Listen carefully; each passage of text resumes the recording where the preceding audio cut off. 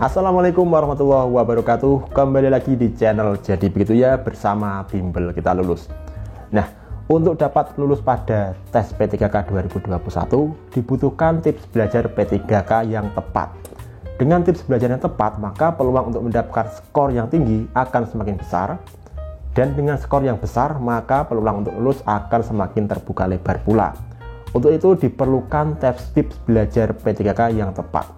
Dan tips ini pernah saya terapkan pada waktu tes CPNS 2018 yang lalu. Dan alhamdulillah skor saya berhasil meningkat dibandingkan dengan skor tes yang sebelumnya. Ingat, untuk dapat lulus Anda membutuhkan tips belajar yang tepat di samping Anda berusaha dengan berdoa. Dalam tips belajar P3K ini ada dua hal penting yang harus Anda perhatikan. Yang pertama adalah bahan belajar apa yang Anda pelajari. Dan yang kedua adalah bagaimana Anda mengatur jadwal belajar Anda. Yang pertama adalah bahan belajar. Untuk bahan belajar, jelas Anda harus mempelajari kompetensi teknis, manajerial, sosiokultural, dan juga persiapan untuk tes wawancara. Untuk yang tes skolastik penalaran, ini kemungkinan ditiadakan, tapi masih kemungkinan ya. Yang jelas Anda harus mempelajari kompetensi teknis, manajerial, dan sosiokultural.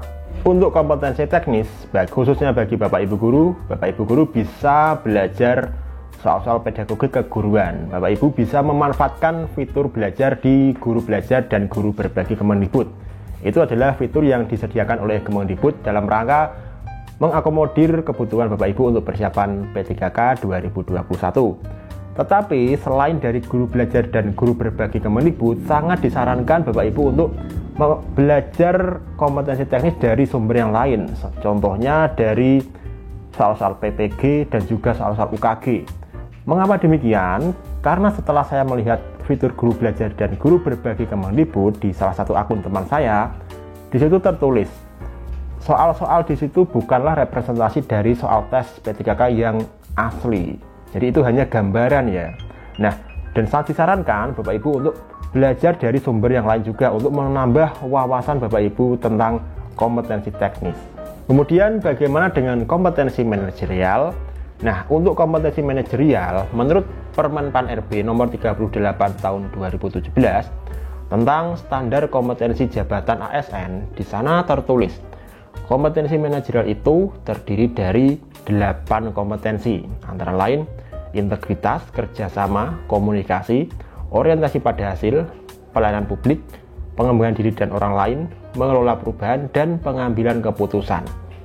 Dan masing-masing kompetensi ini terdiri dari beberapa level. Sebagai contoh, kita ambil yang integritas. Ini terdiri dari level 1 sampai dengan level 5. Yang mana level satunya itu adalah mampu bertindak sesuai nilai norma etika organisasi dalam kapasitas pribadi. Kemudian level 2-nya mampu mengingatkan, mengajak rekan kerja untuk bertindak sesuai nilai norma dan etika organisasi. Begitu juga dengan kompetensi yang lain, entah itu kerjasama, komunikasi, orientasi pada hasil, maupun pelayanan publik. Nah, dari situ kalau kita lihat kompetensi-kompetensi yang ada pada kompetensi manajerial, itu hampir sama dengan kompetensi yang ada pada tes karakteristik kepribadian pada soal CPNS.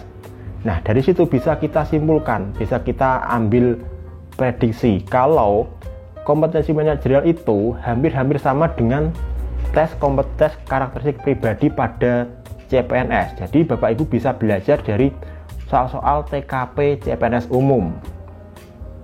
Karena antara P3K dan CPNS itu adalah sama-sama jabatan ASN. Jadi kurang lebih kompetensinya ya sama, karena memang dua-duanya itu sama-sama ASN.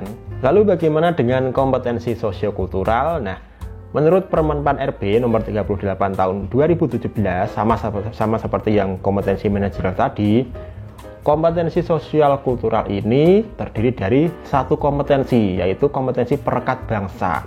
Dan kompetensi perekat bangsa ini memiliki 5 level 1 sampai dengan level 5. Yang level 1-nya adalah peka memahami dan menerima kemajemukan, sedangkan level 2-nya aktif mengembangkan sikap saling menghargai, menekankan persamaan dan persatuan. Yang level 3-nya mempromosikan, mengembangkan sikap toleransi dan persatuan. Nah, dari deskripsi ini bisa kita simpulkan kalau kompetensi sosial kultural ini itu mirip-mirip dengan soal TKP sosial budaya pada tes CPNS umum. Nah, jadi Bapak Ibu bisa mempersiapkan kompetensi sosial kultural ini dengan belajar dari TKP sosial budaya pada CPNS umum. Karena pada hakikatnya PNS dan P3K itu dua-duanya adalah sama-sama ASN, aparatur sipil negara. Jadi kompetensinya ya memang harus sama karena dua-duanya sama-sama sebagai ASN. Jadi sudah jelas ya Bapak Ibu. Untuk kompetensi teknis, Bapak Ibu belajar dari guru belajar dan guru berbagi Kemendikbud, dan juga soal-soal UKG dan soal-soal PPG. Kemudian untuk kompetensi manajerial, Bapak Ibu belajar dari soal-soal TKP pada CPNS umum. Sedangkan yang kompetensi sosiokultural, Bapak Ibu juga ambil dari soal-soal TKP sosial budaya di CPNS umum. Karena antara CPNS dan P3K ini dua-duanya adalah sama-sama sebagai ASN, aparatur sipil negara. Jadi kompetensinya ya memang sama. Lalu bagaimana dengan tes wawancara? Nah, panduan tes wawancara sudah pernah saya buatkan videonya pada link video yang ada di pojok kanan atas ini. Setelah Bapak Ibu mengetahui materi apa yang harus Bapak Ibu pelajari, nah sekarang Bapak Ibu harus membuat dan mengatur jadwal belajar, dan jadwal belajar ini harus Bapak Ibu laksanakan secara konsisten sampai menjelang hari tes. Nah, sebagian besar peserta P3K pasti adalah Bapak Ibu guru yang setiap hari sibuk mengajar. Akan tetapi, sibuk mengajar bukan berarti Bapak Ibu tidak punya waktu untuk belajar. Bapak Ibu harus bisa menyempatkan waktu untuk belajar, khusus untuk persiapan P3K. Dulu waktu saya tes CPNS, saya juga sibuk bekerja. Saya bekerja pagi sampai sore jam 4 sore, tetapi saya tetap bisa menyempatkan waktu untuk belajar persiapan CPNS. Nah, harusnya Bapak Ibu juga bisa melakukan seperti apa yang saya lakukan ini. Dulu saya membuat waktu belajar itu seminggu 6 kali. 1 minggu 6 kali, Senin sampai Sabtu. Dan setiap harinya saya bagi menjadi 3 waktu belajar. Yang pertama, saya belajar pada waktu pagi hari setelah sholat subuh kurang lebih 15-30 menit. Yang kedua, pada waktu siang hari di sela-sela istirahat kerja, saya kesempatkan waktu kurang lebih 10 menit untuk belajar, ya sekedar baca-baca sedikit. Kemudian yang ketiga adalah pada waktu malam hari. Malam hari saya sempatkan waktu kurang lebih 1 jam sampai 1,5 jam untuk belajar. Kemudian bagaimanakah dengan pembagian materi itu pada hari-hari belajar? Nah, Bapak Ibu silahkan pakai prinsip ini. Kompetensi teknis, karena ini adalah kompetensi yang paling sulit, menurut saya ini paling sulit, dan materinya juga paling banyak di antara materi yang lain. Bapak Ibu silahkan pelajari materi kompetensi teknis ini seminggu 3 kali. Harinya bebas, terserah Bapak Ibu. Yang penting kompetensi teknis ini Bapak Ibu pelajari seminggu 3 kali. Kemudian untuk yang manajerial dan sosiokultural, masing-masing Bapak Ibu pelajari seminggu 1 kali. Jadi manajerial 1 kali seminggu dan sosiokultural juga 1 kali seminggu. Jadi sudah dapat 5 hari ya. Yang 5 hari, yang 3 hari untuk teknis, 1 hari untuk manajerial, 1 hari untuk sosiokultural. Lalu sisa 1 harinya Bapak Ibu bisa belajar bebas. Belajar bebas maksudnya bagaimana? Bapak Ibu silakan belajar dari materi-materi yang ada di internet. Bebas Bapak Ibu mau cari materi apa, yang penting masih berhubungan dengan P3K. Atau Bapak Ibu bisa menggunakan untuk mengikuti tryout P3K. Nah, untuk tryout ini saya kira di internet banyak sekali ya yang menyediakan fasilitas atau mengadakan jadwal tryout untuk P3K ya. Bapak Ibu silakan manfaatkan.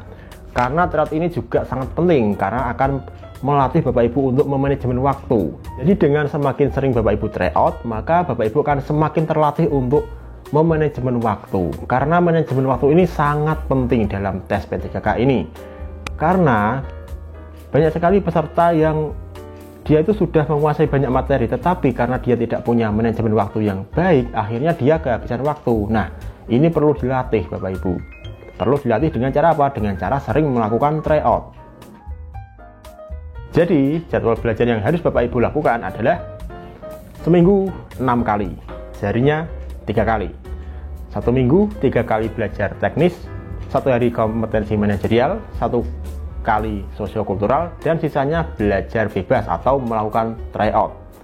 Kemudian setelah Bapak Ibu membuat jadwal belajar tersebut, silakan Bapak Ibu lakukan sesegera mungkin, secepat mungkin, dan sejauh mungkin dari hari H. Karena kalau Bapak Ibu melakukannya menjelang hari H, apalagi 1 minggu menjelang hari H, itu akan sangat tidak efektif. Akan sangat efektif kalau Bapak Ibu melakukannya jauh-jauh hari sebelum hari H, hari pelaksanaan tesnya. Semakin lama persiapan Anda untuk belajar, maka semakin besar peluang Anda untuk meraih skor tinggi. Dengan skor tinggi, maka peluang lulus akan semakin besar. Baik, demikian tadi tips belajar P3K yang bisa Bapak Ibu lakukan. Semoga bermanfaat untuk persiapan P3K dan semoga Bapak Ibu lulus. Amin.